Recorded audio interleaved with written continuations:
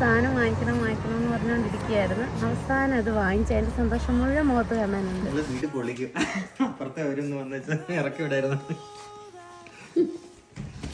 ഇതെന്തുവാ? Party box സ്പീക്കറാണ്. Speaker എന്ന് വെച്ചാൽ പോർട്ടബിൾ സ്പീക്കർ.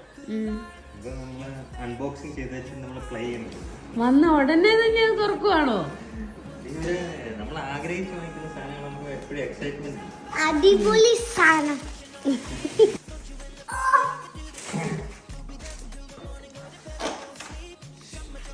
ഇതന്നെ മറ്റേ ലഗേജ് സ്വിച്ച് ഓൺ കർമ്മം.